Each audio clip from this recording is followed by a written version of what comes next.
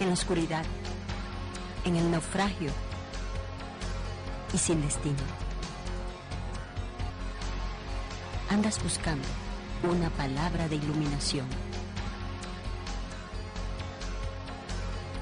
Esta palabra te dará luz en medio de la oscuridad. El Ministerio de la Enseñanza y la Evangelización, Jesús, Soberano Señor, presentan su programa Palabra de Iluminación con el maestro José Briceño. Ok, vamos a aplaudir para recibir la palabra.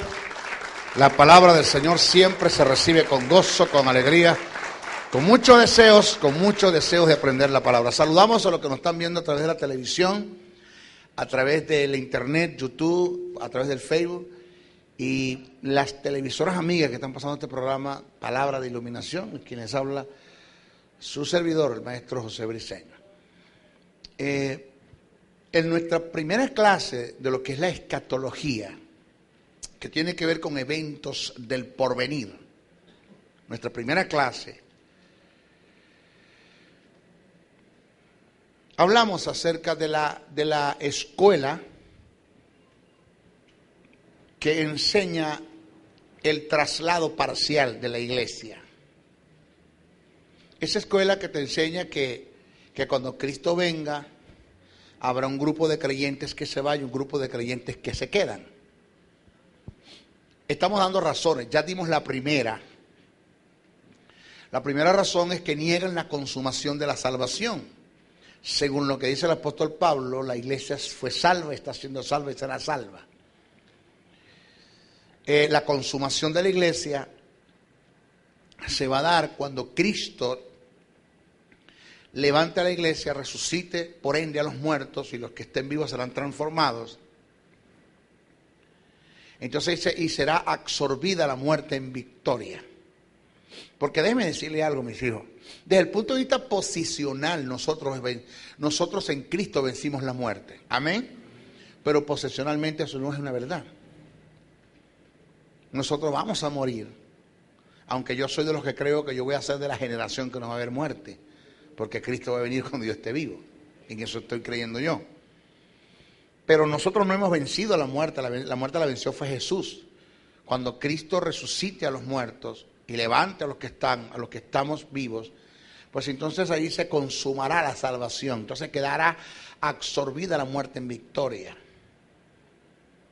Eso nosotros lo enseñamos. Enseñamos que debemos evitar lo que llaman el parcialismo, el ser parcial, el etiquetar a la iglesia del Señor como, mi respeto, como los presbiterianos, como los bautistas, como los pentecostales, como los adventistas, como los bautistas, y dígase todo, una serie de organización que hay, que la iglesia del Señor usted no la puede etiquetar, que tampoco la iglesia del Señor usted la puede encerrar en un núcleo, en un recinto, como de gentes puramente nominales, porque si no forman parte de una organización, pues no son de la iglesia. Como la iglesia del Señor, usted tampoco la puede sectarizar. Y usted, por ende, no debemos ser sectaristas. Eso lo explicamos bien. Y dije que puede llegarse el momento donde cuando usted llegue al cielo, que si vamos para el cielo, no a vivir eternamente, pero vamos al cielo. Eso lo vamos a explicar bien. Cuando vamos al cielo, llegamos al cielo,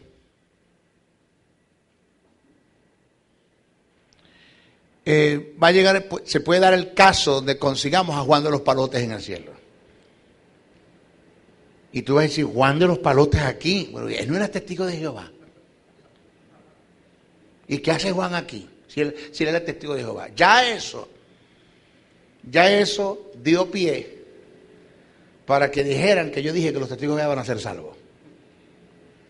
Ya eso dio pie para que dijeran que yo dije que los testigos de Jehová van a ser salvos. Yo no dije eso.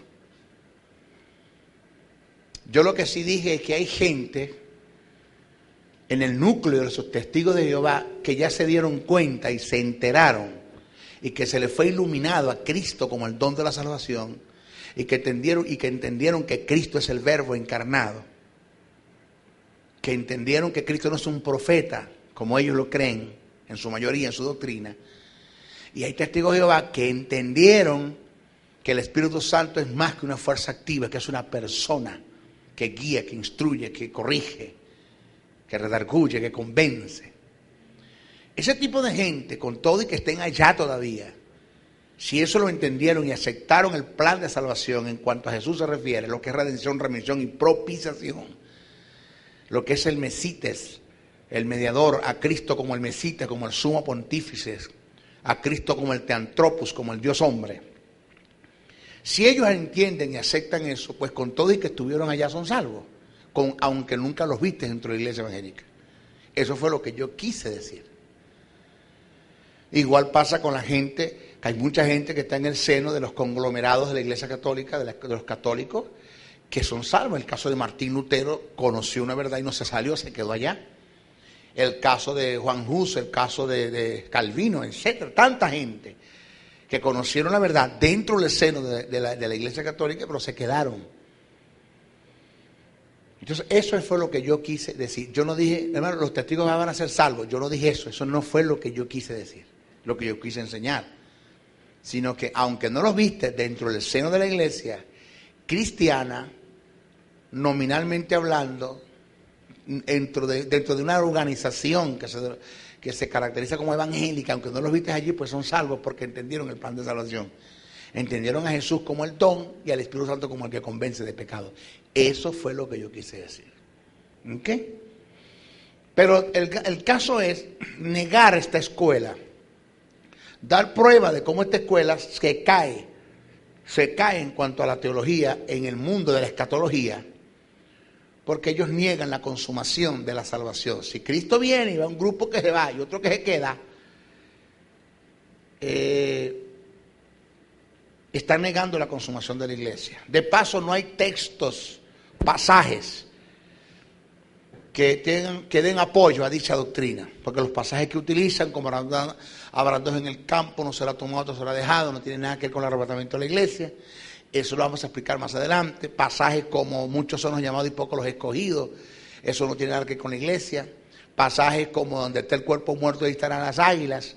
Parábolas como la de 10 vírgenes, como el trigo y la cizaña, como la gran pesca, la red, en fin, la siembra.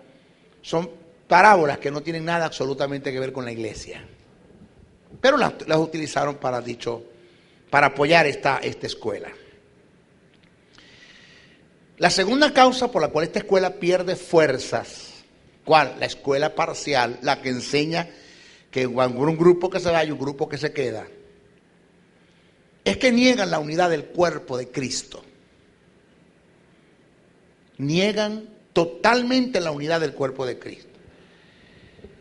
El traslado parcial rompe con el principio de unidad desde el punto de vista posicional. Porque vamos a estar claros, yo entiendo la unidad desde el punto de vista posicional y entiendo la unidad desde el punto de vista posesional en cuanto a cuerpo, ¿no? Eso lo entiendo yo. Por eso yo enseño bien claro que la unidad en cuanto a ejercicio, en cuanto a actitudes, en cuanto a motivos, en cuanto a acción, en cuanto a obrar, en cuanto a ejecutar, en cuanto a entender, la unidad no viene ni orando, ni ayunando, ni vigilando. No hay tal cosa como hacer vigilias por una unidad. Eso no existe. La unidad no viene vigilando, la unidad no viene orando ni ayunando. La unidad no viene así. La unidad viene entendiendo que la unidad viene cuando tú entiendes qué es unidad. ¿Cuáles son los principios y los valores de la unidad? ¿Cómo te debes mover para establecer unidad, para sembrar unidad? Así es que viene la unidad. Eso lo entiendo yo perfectamente. Y también entiendo que aunque estemos divididos por opiniones o por resentimientos, que eso rompe con el principio de la unidad, ¿ya? Posicionalmente somos uno. Eso también lo entiendo yo. Posicionalmente somos uno. Aunque tú estés por allá, yo por acá, somos el cuerpo y nadie nos va a separar. Posicionalmente hablando, somos uno. Eso lo entiendo bien. Pero en cuanto al traslado de la iglesia, en el sentido de que un grupo se fue y otro se quedó, Eso rompe totalmente con la unidad del cuerpo. Vamos a ver. El traslado parcial rompe con el principio de la unidad desde el punto de vista posicional, quebrantando el sentido, la relación y la posición que le da Cristo a la iglesia en relación a Él. Para el conjunto de la deidad, es decir, para el Padre, para el Hijo y para el Espíritu Santo, nosotros somos un cuerpo. Somos un cuerpo. Porque de la manera, dice el que escribe, que un cuerpo tenemos muchos miembros, pero no todos los miembros tienen la misma función. Así nosotros, siendo muchos, somos un cuerpo en Cristo. Y todos miembros los unos de los otros, según Romanos 12, 4, 5. El que escribe sigue dando testimonio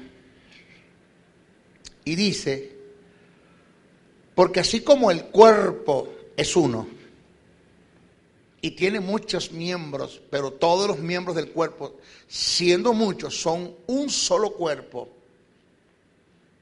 así también Cristo, porque por un solo espíritu fuimos todos bautizados en un cuerpo. El texto en el griego no dice así. El texto en el griego dice, porque por un solo espíritu fuimos todos sumergidos en el cuerpo de Cristo para que fuésemos un cuerpo.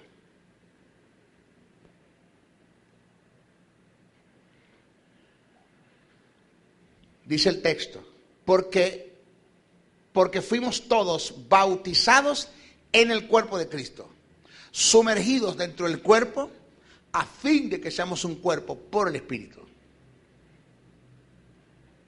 Que eso yo no lo... O sea, ¿cómo viene la unidad? Hablando de lo que es unidad, ¿cómo viene la unidad cuando yo entiendo esta verdad? Cuando a mí se me hizo iluminada esta verdad. Y entiendo que no puede ser, no es posible que yo fui metido dentro del cuerpo de Cristo por el Espíritu, igual que fue Henry, igual que fue Petra y María, pero que dentro del cuerpo tenemos conflictos él y yo. Y nos caemos a palos él y yo. Y nos golpeamos él y yo dentro del cuerpo de Cristo.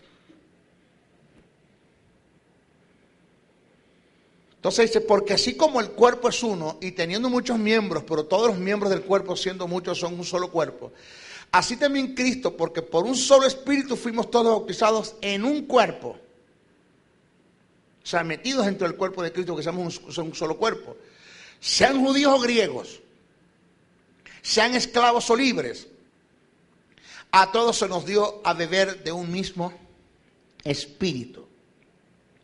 No sé si usted no sabía, lo va a saber, y se lo sabía, se lo voy a recordar, que ante los ojos de Dios solamente hay 3 pueblos.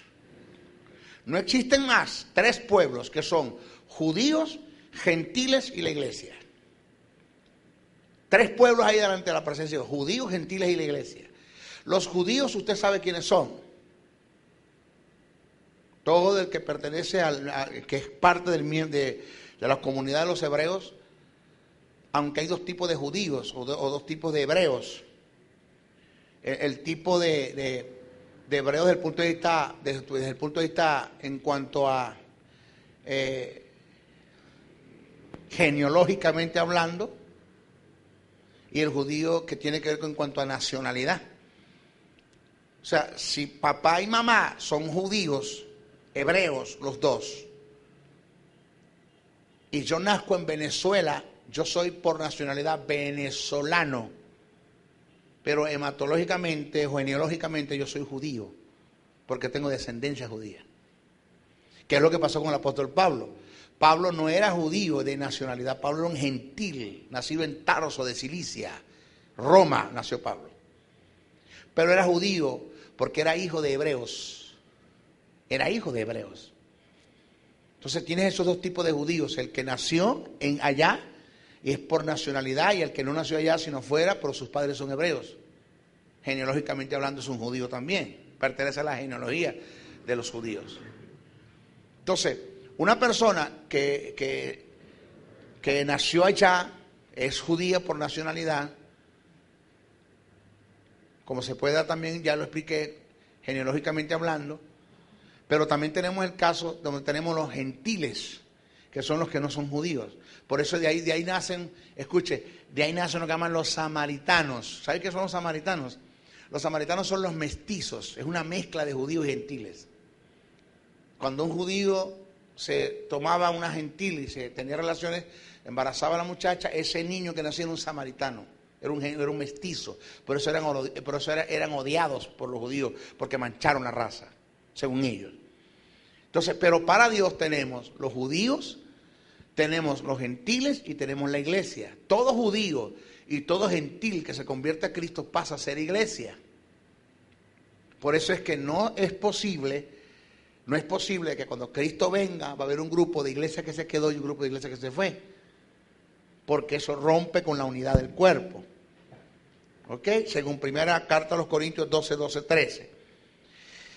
El que escribe dice, vosotros pues sois el cuerpo de Cristo y miembros cada uno en particular. Según primera carta a Corintios 12:27. Dice, solícitos en guardar la unidad del Espíritu en el vínculo de la paz, como os ha sido hecho un cuerpo. ¿Quiénes somos nosotros? Un cuerpo. ¿Cómo es que Cristo viene, se va, se lleva la mitad y la mitad se queda? Entonces nunca fuimos un cuerpo. Ahora, cuando yo les hable a ustedes de la gente que va a ser decapitada por causa de la palabra del testimonio del reino, esa gente también va a obtener salvación, pero por obras. No son los que van a ser salvados por gracia, que son la iglesia. Ellos con todo y que tendrán la justicia de Dios y la vida de Dios, por causa de no dejarse sellar, no formarán parte de la iglesia. Porque la iglesia es la que se levantó en el momento que Cristo vino. Los que se salvaron después, que la iglesia se levanta y que juntamente con la iglesia se levanta la dispensación de la gracia. Porque la dispensación de la gracia está ahora. Tenemos 2000 años en gracia. Cuando Cristo venga por la iglesia, se levantará la dispensación de la gracia, aunque el Espíritu Santo se quede en la tierra. Eso no me habla. No es que el Espíritu se va con la iglesia, estoy acá pelando acá, no. Él se va a quedar en la tierra porque el Espíritu Santo va a seguir haciendo la obra de convencimiento en cuanto a la predicación del Evangelio del Reino. Porque eso es, maestro, las señales están cumpliendo, las señales están cumpliendo. ¿Cuáles señales? La iglesia que será predicado este Evangelio del Reino. Es que Jesús no está hablando del Evangelio de la cruz. Cuando Jesús dijo y será predicado este Evangelio, no está hablando del Evangelio de la cruz, del que usted y yo predicamos. Se está hablando del Evangelio que anunciará a Jesús como el Mesías, como el que se ha de sentar en el trono de David, el Mesías, que se va a sentar en el trono de David a reinar a las naciones. Que ese es el Evangelio que va a atacar el anticristo. Y Jesús dice, y será predicado el término gramaticalmente indica que hay otro. Yo no debo decir, está mal. En cuanto a oratoria, está mal. Que yo diga, hermano, y Cristo vino a esta tierra. ¿Cuál más si no hay más tierra? Si vino, yo debo decir, Cristo vino a la tierra. No debo decir a esta tierra porque no hay más tierra. Pero si voy a hablar del punto de vista escatológico, debo decir a esta porque viene otra. O sea, si Jesús dijo, será predicado este evangelio, es porque viene otro. Entonces, esa gente va a ser salva por causa de ¿qué? De pruebas, de obras, donde no van a dejarse sellar. Pero ellos no formarán parte de la iglesia. O sea, no serán la iglesia, no será el cuerpo. Quien se levanta es el cuerpo. Esto muy poco se habla en nuestras congregaciones. Por eso es que me está viendo por la televisión y dice, ¿qué está diciendo este hombre? ¿Dónde está eso en la Biblia? Eso es bíblico, eso es escritural. Que muy pocos hablan de eso, otra cosa. Porque el marido es cabeza de la mujer. El que escribe Efesios 5:23, Pablo, dice, porque el marido es cabeza de la mujer, así como Cristo es cabeza de la iglesia, la cual es su cuerpo. observe cómo lo está llevando como una relación de ¿qué? De cuerpo. Es decir, si Cristo viene y la mitad del cuerpo se queda y la mitad del cuerpo se va, entonces para arriba se va un cuerpo desmembrado. Eso no tiene lógica en la verdad bíblica, en el centro bíblico. Eso no es escritural, eso rompe con todos los sentidos. Y vamos a seguir conversando de esto, que vamos a seguir dando razones. El conjunto de la deidad nos ve como un pueblo. Como un pueblo. Mas vosotros sois linaje escogido, real sacerdocio, nación santa, pueblo escogido o pueblo adquirido por Dios. Primera carta de Pedro 2:9. Mi hermano, o somos un pueblo o no lo somos. Parcialmente el traslado rompe con todos estos principios. Y oí una gran voz del cielo que decía: he aquí el tabernáculo de Dios con los hombres, y Él morará con ellos, y ellos serán su pueblo. Apocalipsis 21:3. Nos ve como una iglesia. ¿Cómo qué? Como una iglesia. Observe la unidad. ¿Cómo nos ve a nosotros conjunto de la deidad? Como un pueblo, como un cuerpo, como una iglesia. Y yo también te digo que tú eres Petro, y sobre esta roca edificaré mi iglesia. Algunas versiones tiene el término Basilea, que dice edificaré mi reino sobre mi iglesia. Me gusta, no tengo problemas con aceptarlo. Según Mateo 16:18. Porque el marido es cabeza de la mujer, así como Cristo es cabeza de la iglesia, según Efesios 5:23. Primera carta a Timoteo 3:15, Pablo escribe: esto te escribo aunque tengo la esperanza de ir pronto a verte,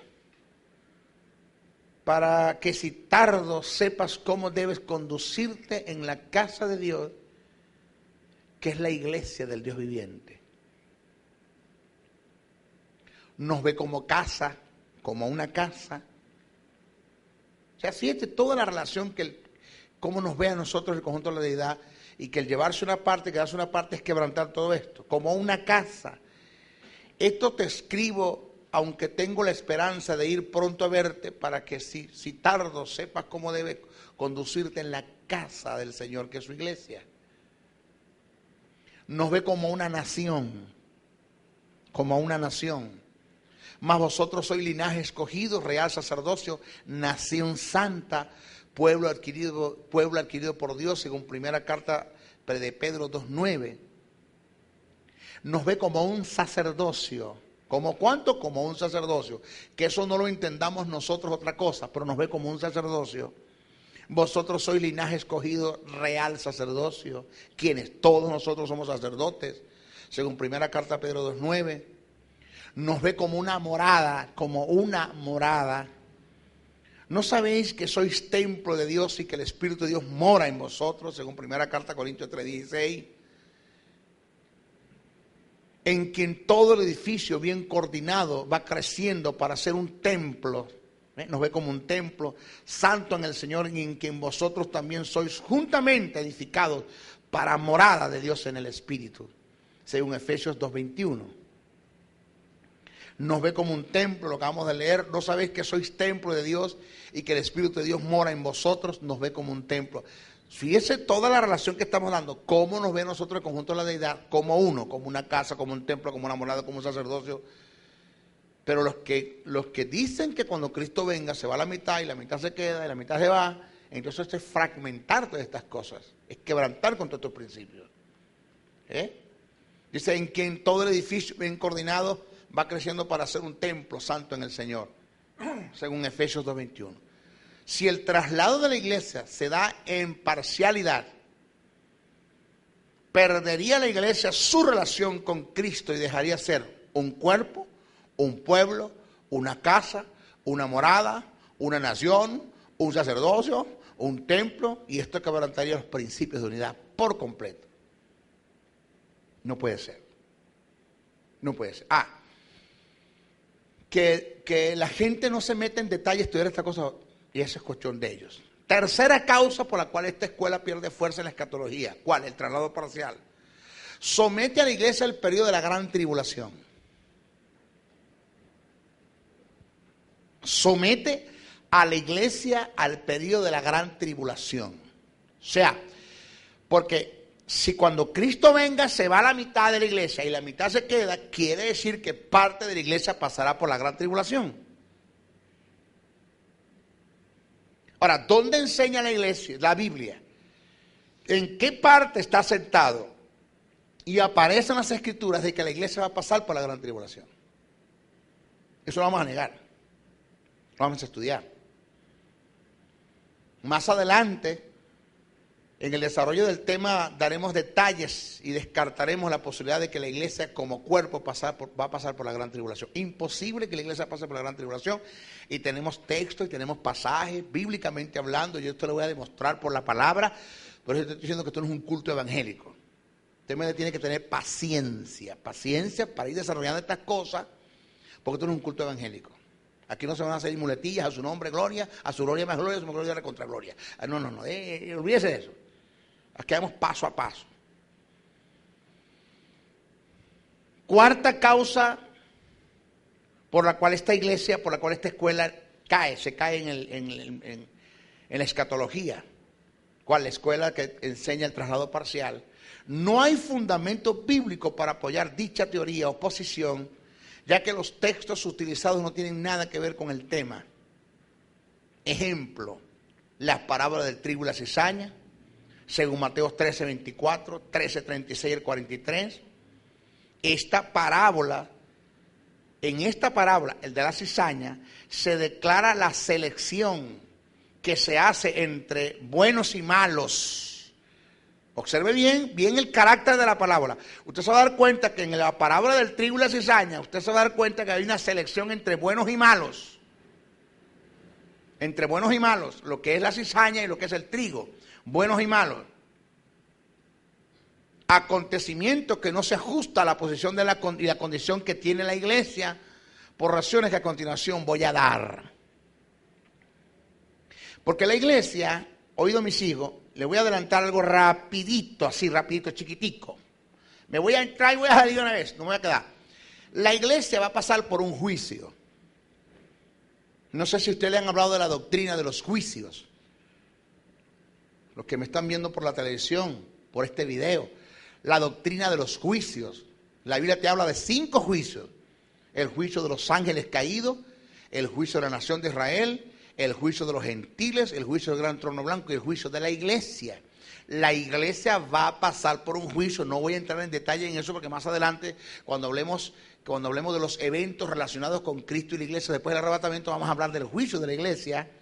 Pero la iglesia va a pasar por un juicio y no para ser condenada, sino para ser galardonada. O sea, en el juicio de la iglesia no va a haber una elección o selección entre buenos y malos. Todos son buenos. Todos son buenos. El hecho de que Pablo diga, cuando hace relación al juicio de la iglesia, que daremos cuenta de las cosas buenas y malas que hicimos. El término malo no es caco ni ponera, porque el término malo en cuanto a cacos y ponera tiene que ver con lo malo en cuanto a pecaminosidad. El término que se utilizó es failo, que daremos cuenta de lo bueno y lo malo. El término es failo, que tiene que ver en cuanto a inutilidad. En otras palabras, vamos a dar cuenta de lo indigno que fuimos por lo inútil que fuimos en el reino. Por las cosas inútiles. La palabra malo es failo, que tiene que ver con inutilidad, no con pecaminosidad. El problema es que Casidoro de Reina me lo colocó malo. Y el término malo es caco, es ponera y failo. 3 términos que se utilizan en el griego. 2 tienen que ver con pecaminosidad y 1 tiene que ver con inutilidad. Lo que Pablo quiso decir es que daremos cuenta de las cosas malas, o sea, inútiles y útiles que hicimos mientras estuvimos en el cuerpo. Entonces, en el juicio de la iglesia no va a haber lugar para buenos y malos. Todos son buenos porque todos fueron arrebatados. Todos se fueron para arriba. No es que después que estás allá arriba, ¿qué haces tú aquí para abajo? No, eso no funciona así. Eso no es bíblico.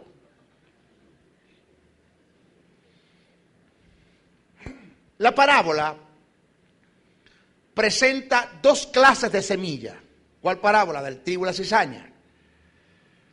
La buena, que es el trigo, en este caso son los hijos del reino, y la mala, que es la cizaña, por lógico son los hijos del mal.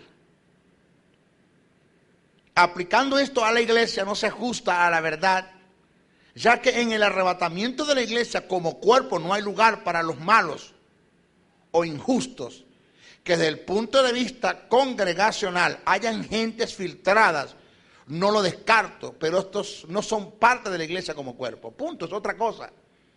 Pero los que se van para arriba, oído, presta atención, los que se van para arriba son ¿qué? Son buenos. Ahora, yo no sé cómo va a caer esto, por eso es que a mí me da temor, bueno, no es que me da temor, sino que trato como de tener un poquito de sabiduría y de precaución para enseñar estas verdades, pero es que no hallo cómo ser sabio, cómo te digo, tengo temor de ser tan prudente, y por ser tan prudente no decir las verdades como las tengo que decir. Porque alguien las tiene que decir. Alguien las tiene que decir. Porque si voy a caer en el mismo terreno de los demás, decir lo que ellos dicen, no estamos haciendo nada. Por eso es que la venida de Cristo por la iglesia no está superaditada a la vida de santidad de la iglesia. O sea, Cristo no va a esperar que tú estés bien o que toda la iglesia cronológicamente, vamos a aceptar el término, o cronómetramente, aceptar el término, estén bien en el mismo momento para el venir.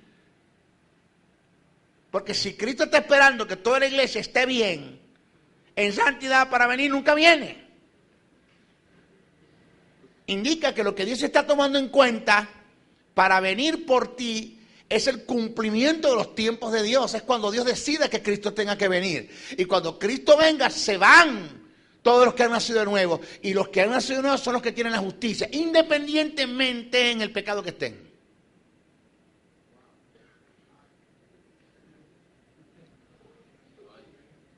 Eso es duro. Hermano, si Cristo viene, usted está muerto y se queda. ¿Dónde dice la Biblia eso? Porque me lo tomaron de la cizaña y el trigo. Claro. Pero la cizaña y el trigo, la parábola del trigo y la cizaña no tiene nada que ver con la iglesia. Tiene que ver con el reino. Con el reino. No con la iglesia. Hazme un cloxo aquí a la gente, a ver si están aquí la gente, porque no voy a hacer, denle un aplauso, no voy a hacer que la gente diga, ese tipo está enseñando solo ahí.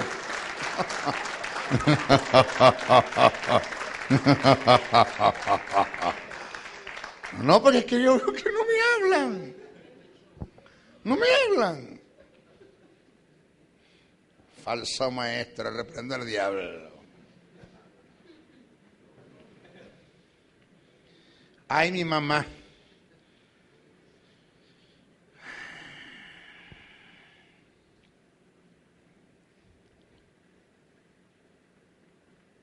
La parábola de las 10 vírgenes, Mateo 25, 1, 31. La parábola es un tipo de alegoría presentado bajo la forma de una narración relatando hechos naturales o acontecimientos con el ejemplo de ilustrar o declarar una o varias verdades importantes. Es decir, es una narración construida para comunicar verdades de suma importancia y que el desarrollo de ella está adjudicada a sus culturas.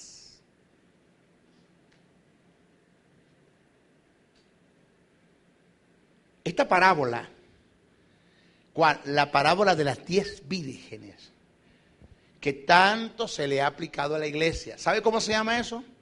Falsa doctrina dentro de la iglesia evangélica. Se llama falsa doctrina dentro de la iglesia evangélica. Eso es descontextualizar Mateo 24 de Mateo 25. Desfasar, descontextualizar, romper la hilación de pensamiento de Mateo 24 con Mateo 25.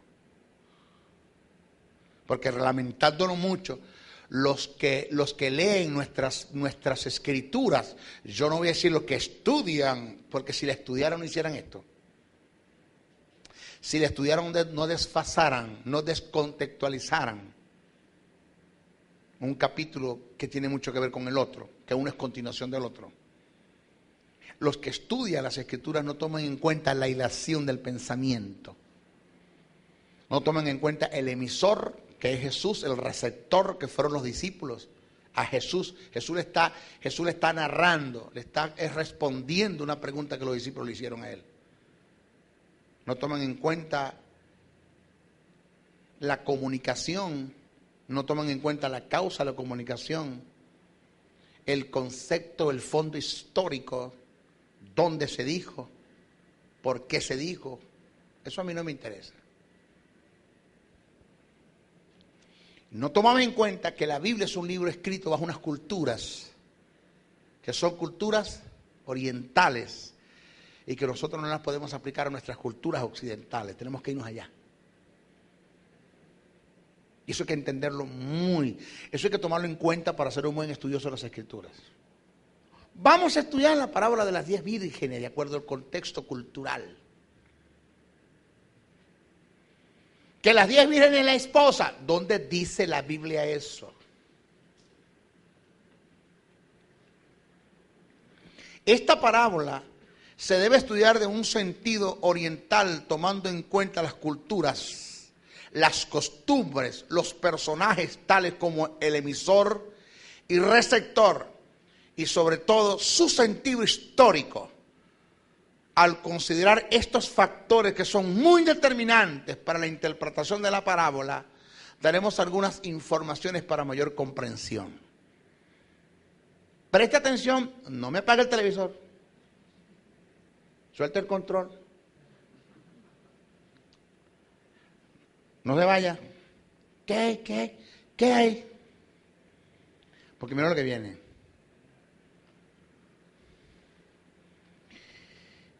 Esta historia, ¿cuál? La parábola de las 10 vírgenes, depende de una costumbre judía que es muy diferente de las nuestras. Según algunos historiadores, más fuerte que lo explica muy bien es Alfred M. Chains, muy bueno. Según algunos historiadores, cuando se casaba una pareja, no se iban de luna de miel, sino que se quedaban en casa. Durante una semana tenía las puertas abiertas a los que quisieran visitar. Los amigos los trataban con honor y hasta se dirigían a ellos como príncipes y princesas. Era la semana más dichosa de la vida. A las celebraciones de esa semana estaban invitados sus amigos, esto es, los más íntimos. En esta parábola no tenemos ninguna historia imaginaria, sino un gajo de la vida en una aldea de Palestina.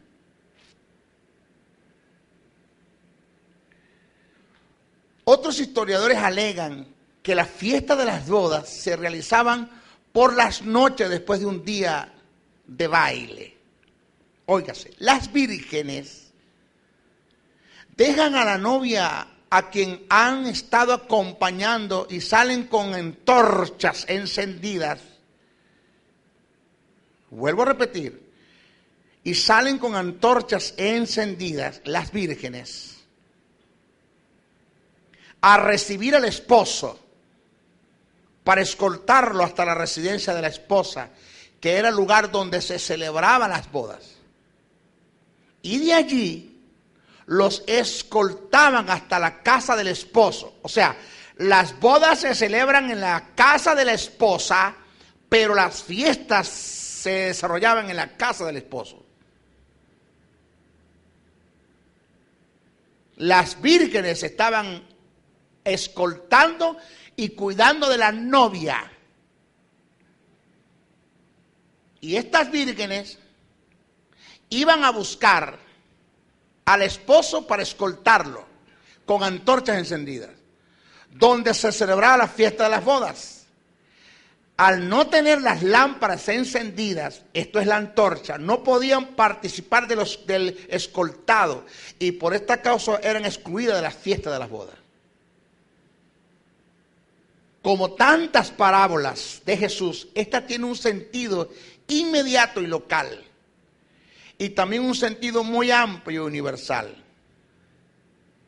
En su significado inmediato, iba dirigido a los judíos como pueblo elegido por Dios, a los judíos como pueblo elegido por Dios. Por lo tanto, las 10 vírgenes representan en un cuadro parabólico el juicio a la que va a ser sometida la nación de Israel para determinar quiénes son el remanente que va a reinar con Cristo en el milenio, o que va a participar con Cristo en el milenio. Lo otro es que no se le debe buscar sentido espiritual a todos los elementos que componen la parábola, ya que cada uno de ellos está basado a la necesidad que arrojó una determinación y que por lo cual se dieron circunstancias que abrieron condiciones en las cuales se desarrollaron los hechos. Por lo consiguiente, ninguno de los elementos de la parábola tiene un sentido espiritual. Pasemos a estudiar los elementos de la parábola para mayor comprensión. Pero quiero explicarle algo antes. La iglesia es arrebatada. Nos vamos con el Señor. Amén. Okay. Yo solo. Amén. Ok, nos vamos. Una vez que usted se va o que nosotros nos vamos, llegamos al cielo, se van a dar 3 acontecimientos relacionados con Cristo y la iglesia. 3. ¿Qué son? El juicio de la iglesia. 2. Los galardones. Y 3. Las bodas del Cordero. Corrijo un error que hay por allí, que nosotros y que somos la esposa del Cordero. La Biblia en ninguna parte dice que nosotros somos la esposa del Cordero. Lo que sí dice la Biblia es que nosotros somos la desposada. Que el término desposada es la novia. Las bodas no se han dado todavía. Por eso es que si alguien me dice a mi hermano, Cristo se me apareció a mí personalmente en el cuarto, eso está muy difícil de creerlo en el sentido. Yo entiendo que se te puede parecer en visión, pero literalmente de hablar contigo, de darte la mano, de agarrarte un pie, de jalarte, es muy difícil. ¿Por qué? Porque eso todavía no se puede dar entre Cristo y la iglesia, porque las bodas del Cordero es la unión física y literal de Cristo con la iglesia. Y es un principio que no se puede romper hasta que las bodas no funcionen, no sucedan. Usted no tiene una relación física y literal con Cristo. Jamás la va a tener.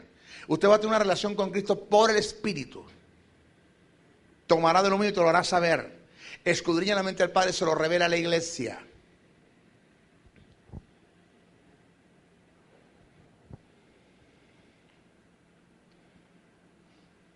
Las bodas del Cordero es la unión física y literal de Cristo con la iglesia, donde tendremos una relación literal, físicamente hablando. Físicamente hablando. Usted va a ver un Cristo en el cielo que tiene carne y hueso. Y usted se va a levantar para el cielo con un cuerpo glorificado. Ey, falsa doctrina lo que voy a decir. De carne y de hueso.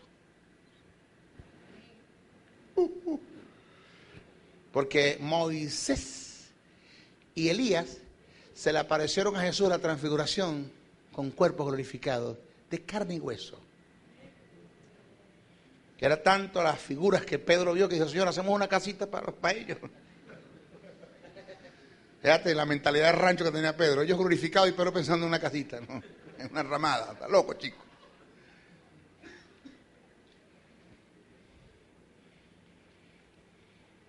Y le voy a decir algo. Maestro, la Biblia dice que en el cielo seremos como los ángeles, que no nos casaremos. Eso está bien, yo entiendo que en el cielo no va a haber matrimonio. Pero cuando yo voy al cielo, yo voy a ver a Tamara como, yo la voy a conocer como mi esposa. Esa fue mi esposa. Y voy a ver a mi madre como mi madre. Mamá, te salvaste. A mis hijos como mis hijos. Porque si yo no voy a conocer ni a mamá ni a papá, a Cristo tampoco. Porque si yo voy a tener en el cielo el mal de, ¿cómo se llama? De Alzheimer, hermano, que no voy a acordarme de nadie. ¿Quién soy yo? No sé quién soy yo. ¿Quién es? Aquí nadie conoce. No, claro que va a conocer. Porque si no se va a conocer en el cielo, me impresiona mucho cuando David, su hijo, estaba grave. ¿Se acuerda de eso? Que su hijo estaba grave. David se mete en cilicio y en luto. Y se mete en el efod. En luto, cilicio. Y cuando su hijo se muere, sale del luto. Y la gente no entendió. No entiendo. ¿Por qué cuando tu hijo estaba enfermo, estabas en luto? Y ahora que se muere, sales del luto. Porque él no vendrá a mí, yo iré a él. Y no tiene lógica que si yo voy para allá y no lo voy a conocer, quítame el luto. Sigo el luto porque cuando llegue allá tampoco lo voy a conocer. ¿Aló? Claro, cuando yo esté en el cielo, que Tamara me diga, papi, mi amor, no, hasta que la muerte nos separe. Aquí no, hasta que la muerte nos separe, aquí no. Que venga la suegra, hijo, no, coge para allá. Hasta que la muerte, si se acabó la relación de esposo, también la relación de suegra, coge para allá.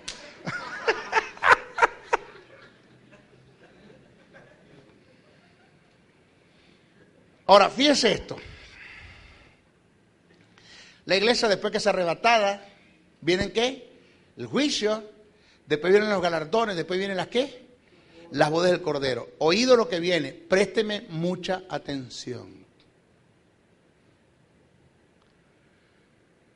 ¿De qué tienen que estar velando las vírgenes? ¿De quién tienen que cuidarse? ¿De la venida de quién? Dígalo duro conmigo, ¿de la venida de quién? Dígalo otra vez, ¿de la venida de quién? Quiere decir que si las vírgenes tienen cuidado de la venida del esposo es porque ya las bodas se dieron. ¿Sí o no? Entonces, la parábola de las 10 vírgenes me representa el juicio a la que va a ser sometida la nación de Israel para determinar quiénes y no van a reinar con Cristo o a participar del reinado milenial que viene siendo la fiesta de las bodas.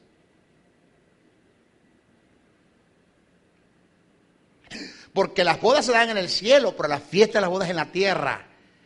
¿Cuál? En esta tierra, la fiesta de las bodas, que viene siendo el milenio, que es donde el esposo, porque ya se casó, porque ya se dio el matrimonio, porque ya se dio la boda del Cordero, juntamente con la esposa, que es la iglesia, están invitando a la nación de Israel a entrar al milenio. Entonces usted tiene que ponerse de acuerdo. O usted es las 10 vírgenes, usted es la esposa. Las dos cosas usted no puede ser.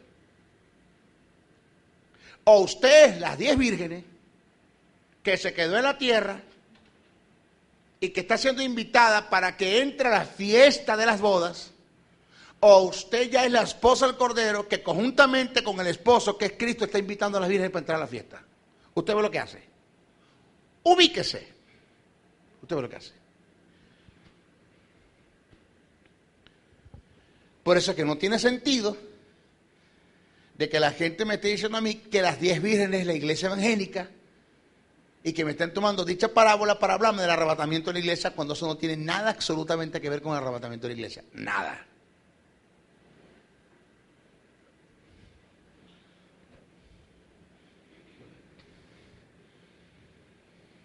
Vamos a buscarle el sentido espiritual, como muchos han tomado los elementos de la parábola para aplicarlos.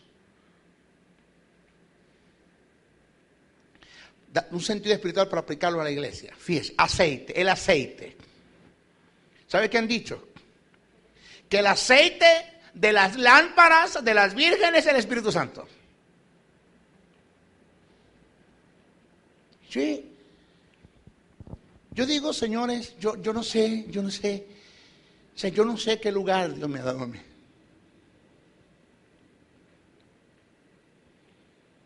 Yo no sé si es que yo soy digno de estas iluminaciones que me ha dado.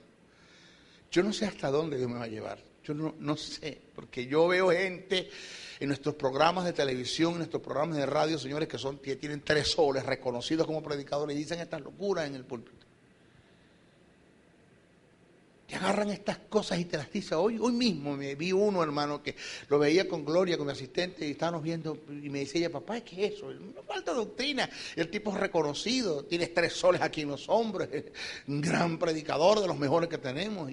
Y mira la gran falsa doctrina y la gran aberración que ese hombre está diciendo en la televisión.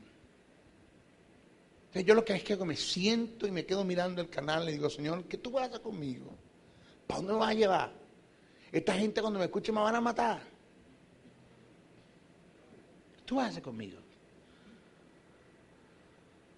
¿Eh? Porque a nadie, hermano, le puede doler tanto la falsa doctrina y la mentira que se está enseñando en nuestras congregaciones como aquel que fue llamado a ser maestro. A nadie, hermano. A nadie.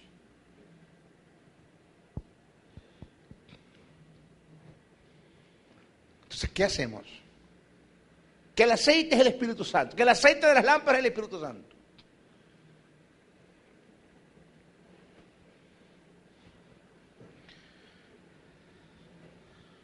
Señores,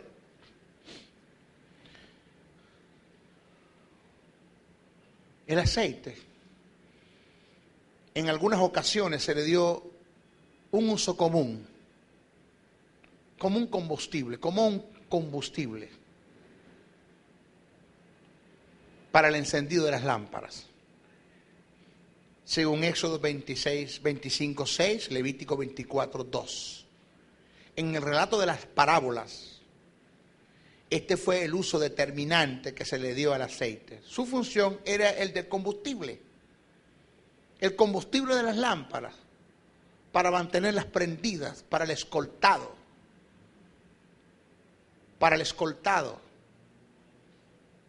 Mateo 25:8, Lucas 12:35. Es un horror y error garrafal de interpretación bíblica alegar que el aceite de las lámparas de las vírgenes era o es tipo del Espíritu Santo. En un supuesto que esto sea posible, vamos a aceptar que sí. Entonces el Espíritu Santo se puede comprar con dinero, ya que esto es lo que la parábola demuestra. Y las insensatas dijeron, cito, Mateo 25:8-10, y las insensatas dijeron a las prudentes, dadnos de vuestro aceite, porque nuestras lámparas se apagan. Mas las prudentes respondieron diciendo, para que no nos falten a nosotros y a vosotros, id más bien a los que venden y comprad para vosotros mismas. Pero mientras ellas iban a comprar, llegó el esposo y cerró la puerta. Vayan y compren. Mientras ellas iban a comprar.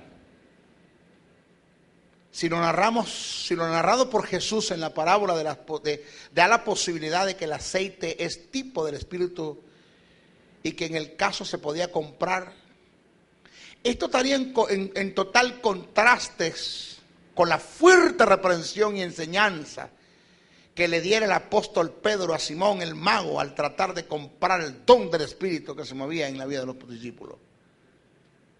En otras palabras, si el aceite es el Espíritu Santo en la iglesia, porque eso es lo que dicen, entonces lo que le quisieron decir las prudentes a las insensatas, para que no nos falten aceite a nosotros y aceite a vosotros, vayan y compren el Espíritu Santo. Porque si me lo vas a aplicar de una forma, también me lo tenés que meter en la otra. Porque lo que es bueno para el pavo es bueno para la pava.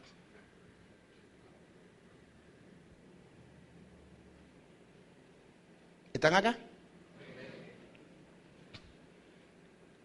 Cuando Simón vio que por la imposición de las manos de los apóstoles se daba el Espíritu Santo, les ofreció dinero diciendo: dadme también a mí este poder, para que cualquiera que yo impusiere las manos reciba el Espíritu Santo. Entonces Pedro le dijo: tu dinero perezca contigo, porque has pensado que el don de Dios y el Espíritu se obtiene con dinero.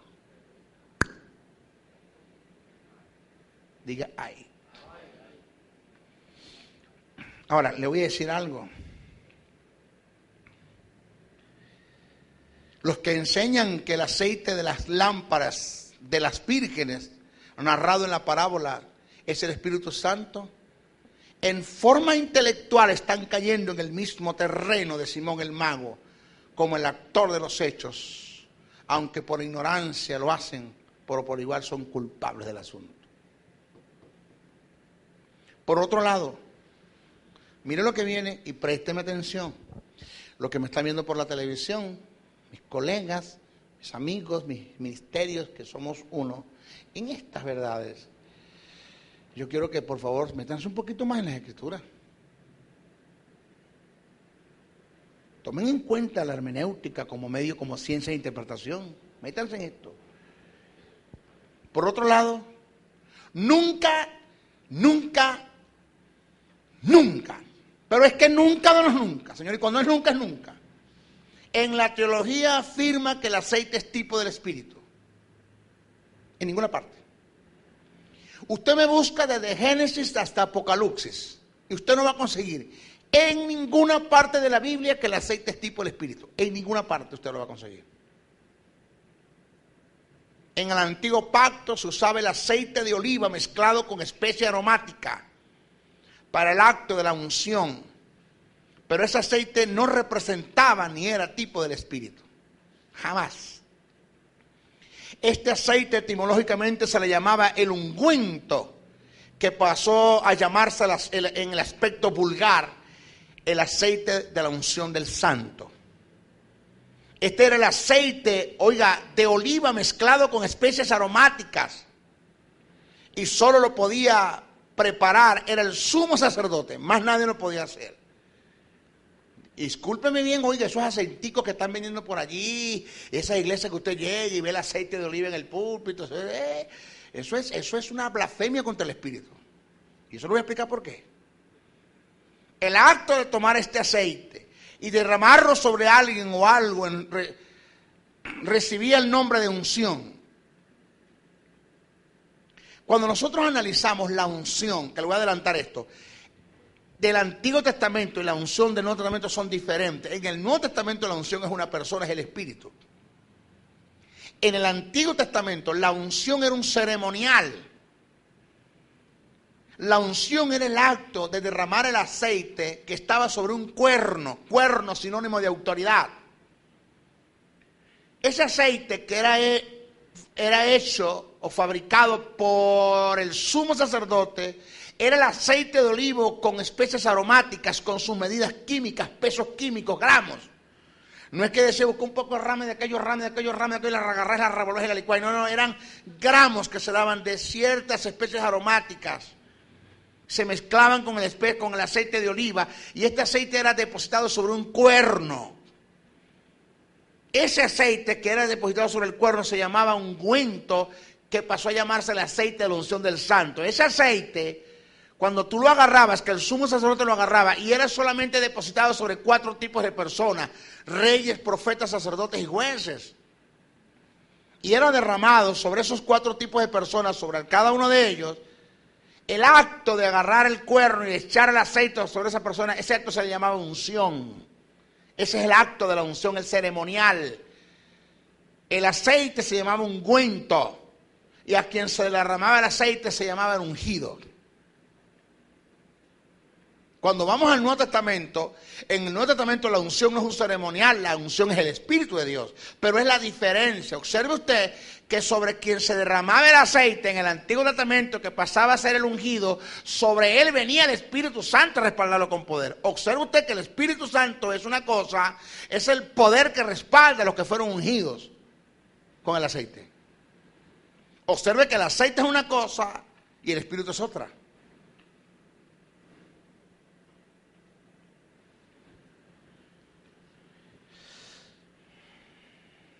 Cabe destacar que sobre la persona a la que se le derramaba el aceite se le llamaba el ungido, y sobre este venía el Espíritu Santo en una misión a respaldarlo con poder. Observe que el aceite es el elemento que se usa para ungir, y el Espíritu Santo es la persona que venía con el poder a respaldar al ungido. Según el libro de Éxodo, el aceite no era tipo del Espíritu. El aceite era el elemento que se utilizaba para ungir, y el Espíritu es la persona que venía sobre quien era ungido.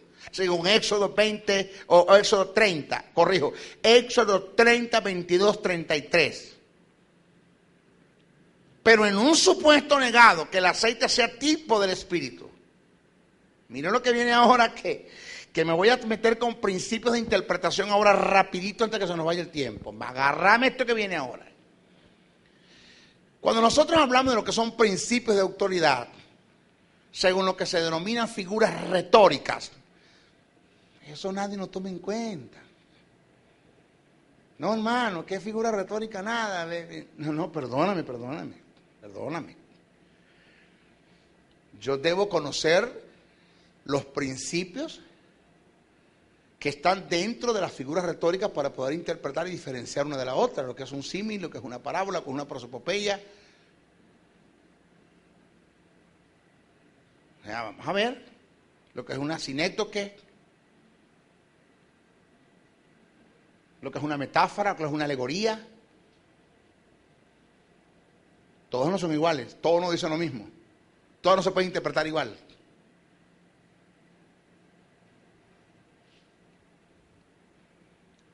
Entonces nosotros tenemos, entre lo que las figuras retóricas, tenemos lo que llaman el tipo. Voy a hablar de ellos dos, nada más. El tipo y el antetipo. El tipo es lo que le da anuncio, por ende, anticipadamente al antetipo. El antetipo es el que le da cumplimiento al tipo. Porque así como Moisés levantó la serpiente en el desierto, ese es el tipo. Es necesario que el Hijo del Hombre sea levantado para que todo aquel que en él cree no se pierda, mas tenga vida eterna. Es el antetipo. ¿Quién es el tipo? La de serpiente que Moisés levantó en el desierto. ¿Quién es el antetipo? Cristo, que fue levantado en la cruz. ¿Quién es el tipo? Todos los corderos que fueron sacrificados en el Antiguo Testamento son tipo de Jesús. El antetipo viene siendo Cristo, que es el Cordero de Dios que quita el pecado del mundo. ¿Sí me están agarrando? Espero que los que me están viendo por la televisión me están entendiendo. Esto indica que cuando el antetipo sale a la escena, el tipo pierde su lugar, o pierde su valor, o pierde fuerzas. Es decir, ¿para qué seguir matando corderos si ya el tipo que es Cristo murió en la cruz del Calvario? No tiene sentido que yo siga usando corderos, que es el antetipo que me anunciaba, que es el tipo que me anunciaba el antetipo que es Cristo. ¿Ya tenemos el antetipo? Sí, no me hace falta el tipo. ¿Sí me agarra? Ok. En un supuesto, vamos a suponer un supuesto, vamos a aceptarlo por principios de enseñanza, para que me agarréis. En un supuesto que sé que no es así, porque eso no es así, pero en un supuesto que el aceite sea tipo del Espíritu, quiere decir entonces que el antetipo es el Espíritu, ¿o no? Porque el aceite es el tipo. Entonces, si ya tenemos el antetipo manifestado en nosotros, ¿por qué seguir usando el tipo? Henry, ¿por qué? ¿Por qué me sigues usando el tipo si ya el antetipo está manifestado en nosotros? Que es el Espíritu. En este caso de que el Espíritu, en un supuesto que el Espíritu sea, que el aceite sea tipo del Espíritu. Supongamos que el aceite sea tipo del Espíritu, está bien, yo lo acepto. ¿Para qué seguís usando aceite si el aceite es el tipo del antetipo que es el Espíritu y el antetipo lo tenemos en nosotros, estamos orando en nosotros? Porque yo tengo que estar ungiendo las cosas con aceite cuando tengo una unción en mí. ¡Aló!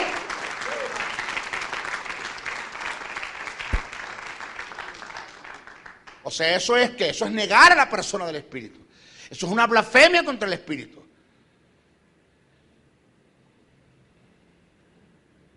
Entonces el aceite de las lámparas no tiene nada que ver con el Espíritu Santo. Nada.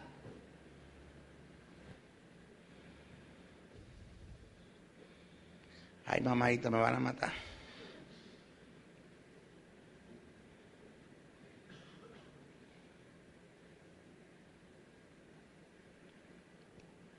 ¿Sabe algo? Escúchame.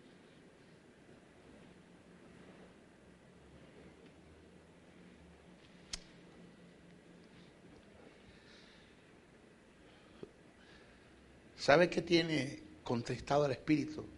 Eso. Eso.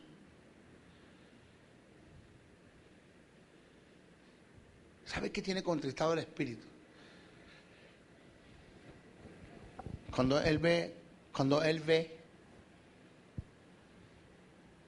aquel frasco que contiene un aceite que, según tú, está ocupando su lugar. O sea, no hay cosa tan...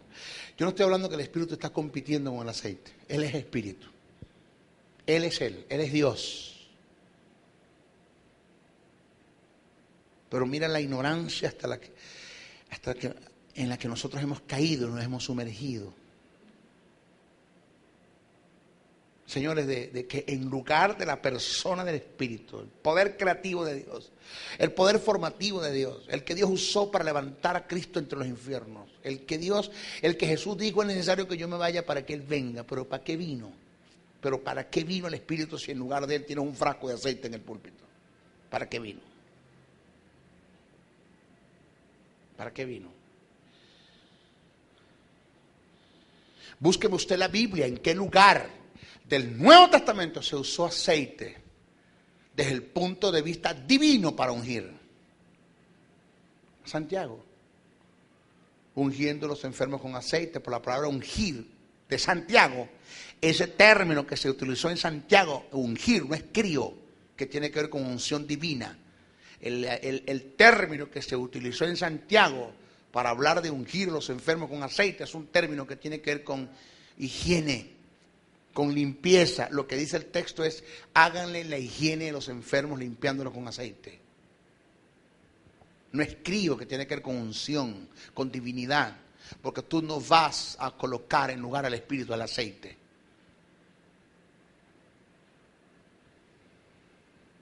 La unción es el Espíritu.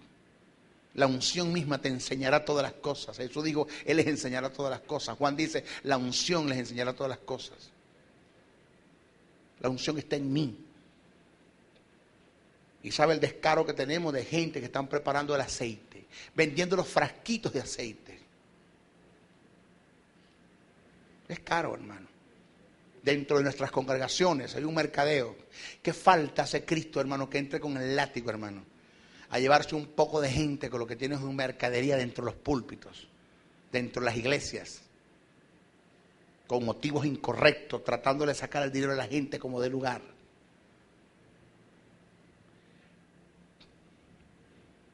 A él lo contrista. Porque la iglesia evangélica cambió el confesionario por los púlpitos. El confesionario de los evangélicos es el púlpito.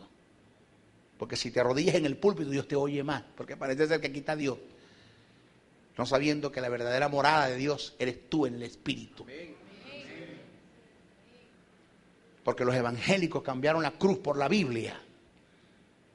Porque si no cargan la Biblia para arriba y para abajo, entonces se sienten mal. Eso se llama bibliomancia. Eso es hacer brujería con la Biblia. No tengo problema con que usted cargue la Biblia para arriba y para abajo. Cárguela, pero con motivos correctos.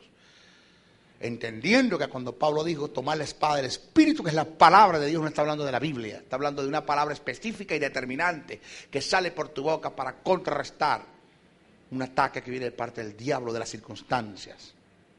Creída y confesada, sacas la palabra por tu boca. Eso es la espada del Espíritu, el rema de Dios. No es la logión ni la logía, es el rema de Dios.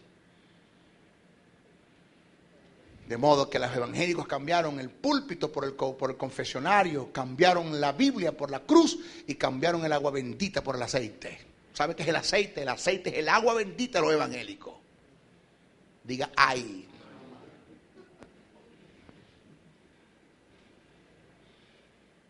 Tenemos una guachafita en la iglesia que no respetamos al Espíritu de Dios.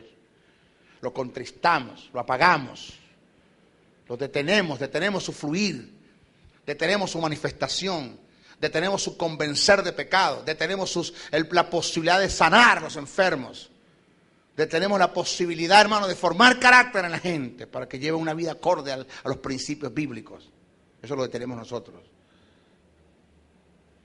Porque tratamos al Espíritu como un tiesto, como un perol, como cualquier cosa. Y no lo tratamos como lo que verdaderamente Él es.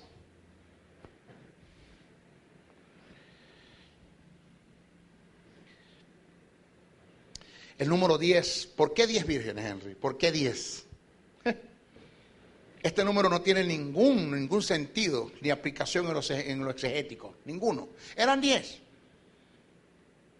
Por circunstancias se daban que eran 10. Como por circunstancias se da que son 22 jugadores los de fútbol. Son 22, pues, ¿cuál es el problema? Son 22, solamente hay lugar para 22 y se pusieron 22. Ya, eso está determinado, se nació la circunstancia de que fueran 22, 11 y 11, ya está, ya, punto, ahí están los jugadores. De aquí a 2000 años, ¿y por qué eran 22? Bueno, porque no cabían más. Eran 22, se dio la circunstancia, se dio de que eran 22 y ya está. ¿Cuántos son los jugadores de béisbol? Claro que son. Igual. Se determinó que eran 10, pero el número 10 allí no tiene ningún sentido espiritual. Ningún sentido espiritual, eran 10. Ya está. Causa por la cual se desconoce que eran 10, pero eran 10. Tampoco se le puede buscar sentido espiritual a todos los elementos de la parábola. El término virgen. Virgen. ¿Sabe qué significa virgen? Señorita. Virgen que no está usada. Eso es virgen, que no está usada, señorita. Virgen no tiene nada que ver con oriola en la cabeza, con divinidad, nada de eso. No está usada, señorita. El término virgen, este término indica que las damas encargadas de preparar a la esposa para el encuentro, para su encuentro con el invitado junto con sus esposos, eran solteras sin desposamiento. Y a su vez representaban la fidelidad y la honorabilidad de la desposada, que pasaba a ser la esposa en total castidad. Por lo consiguiente, las damas de honor eran invitadas a las fiestas de las bodas, no a las bodas. Ya las bodas sucedieron en el cielo. ¿Por qué eran virgen? Porque representaban la castidad. Representaba la honorabilidad de esa mujer que siendo desposada iba a pasar a ser esposa, virgen tal como las 10 que eran, como las que estaban al lado de ella, como las que la escoltaban, así tenían que ser vírgenes también. Ese tiene un sentido cultural, no espiritual, un sentido cultural, no espiritual.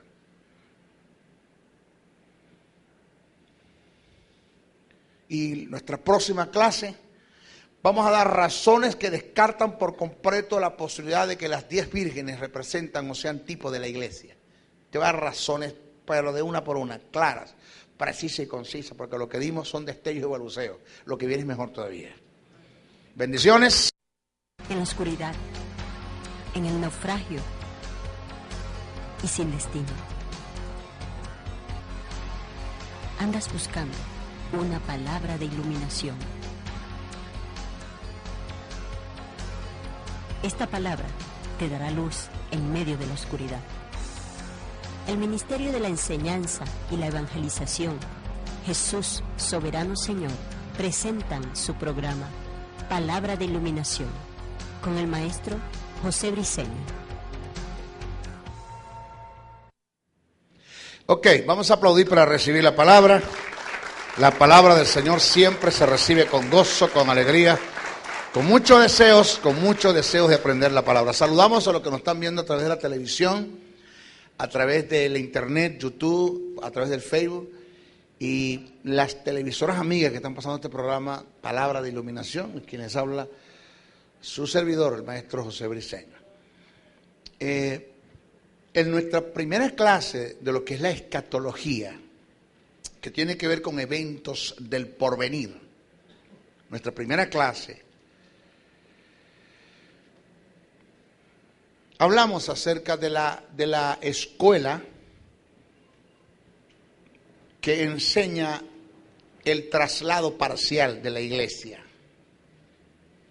Esa escuela que te enseña que cuando Cristo venga, habrá un grupo de creyentes que se va y un grupo de creyentes que se quedan.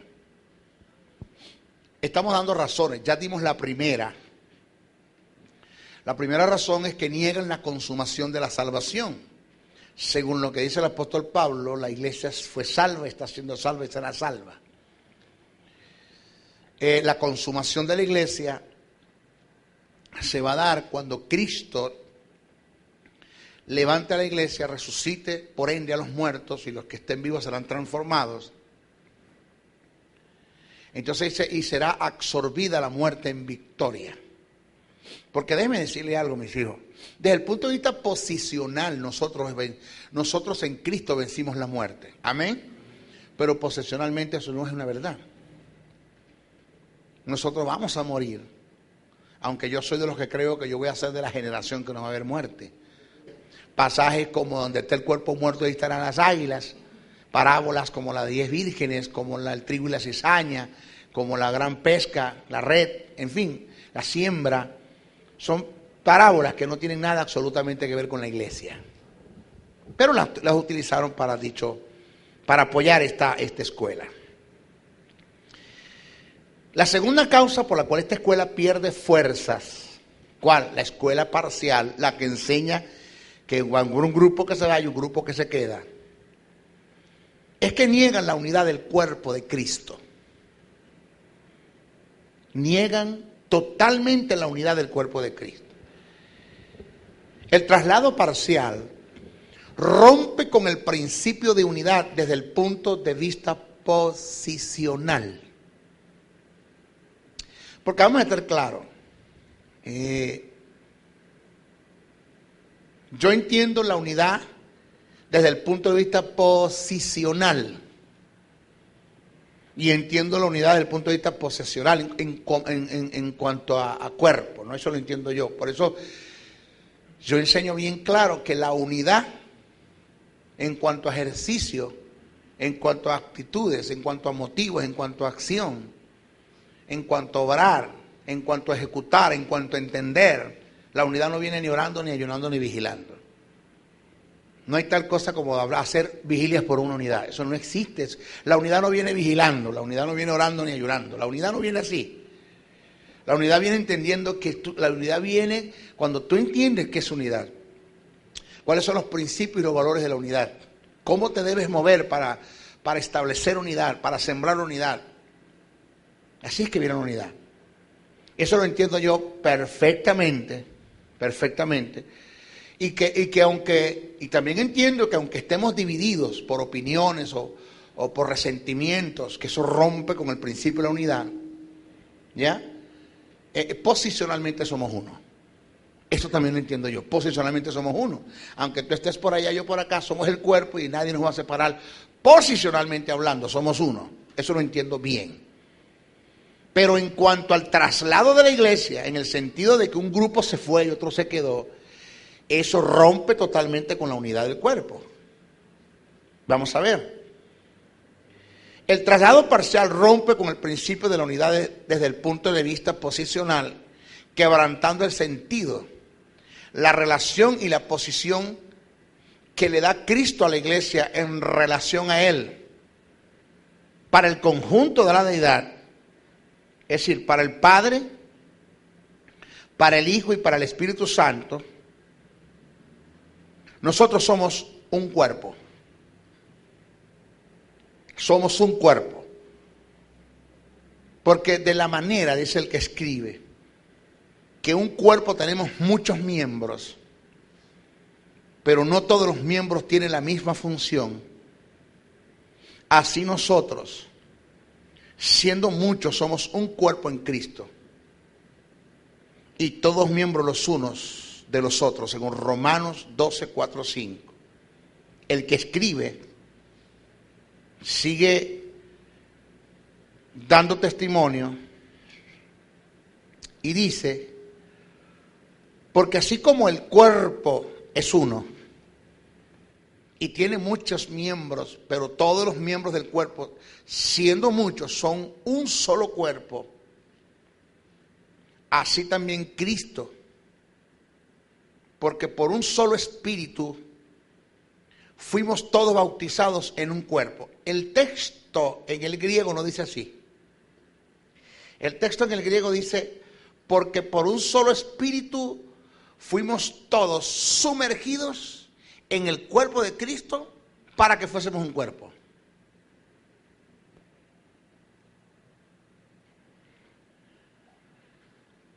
Dice el texto, porque fuimos todos bautizados en el cuerpo de Cristo, sumergidos dentro del cuerpo, a fin de que seamos un cuerpo por el Espíritu. Que eso yo no lo... O sea, ¿cómo viene la unidad? Hablando de lo que es unidad, ¿cómo viene la unidad cuando yo entiendo esta verdad? Cuando a mí se me hizo iluminada esta verdad. Y entiendo que no puede ser, no es posible que yo fui metido dentro del cuerpo de Cristo por el Espíritu, igual que fue Henry, porque Cristo va a venir cuando yo esté vivo. En eso estoy creyendo yo. Pero nosotros no hemos vencido a la muerte. La muerte la venció fue Jesús. Cuando Cristo resucite a los muertos y levante a los que estamos vivos, pues entonces ahí se consumará la salvación. Entonces quedará absorbida la muerte en victoria. Eso nosotros lo enseñamos. Enseñamos que debemos evitar lo que llaman el parcialismo, el ser parcial, el etiquetar a la iglesia del Señor como, mi respeto, como los presbiterianos, como los bautistas, como los pentecostales, como los adventistas, como los bautistas, y dígase todo, una serie de organización que hay, que la iglesia del Señor usted no la puede etiquetar, que tampoco la iglesia del Señor usted la puede encerrar en un núcleo, en un recinto, como de gentes puramente nominales, porque si no forman parte de una organización, pues no son de la iglesia. Como la iglesia del Señor, usted tampoco la puede sectarizar. Y usted, por ende, no debemos ser sectaristas. Eso lo explicamos bien. Y dije que puede llegarse el momento donde cuando usted llegue al cielo, que si vamos para el cielo, no a vivir eternamente, pero vamos al cielo. Eso lo vamos a explicar bien. Cuando vamos al cielo, lleguemos al cielo,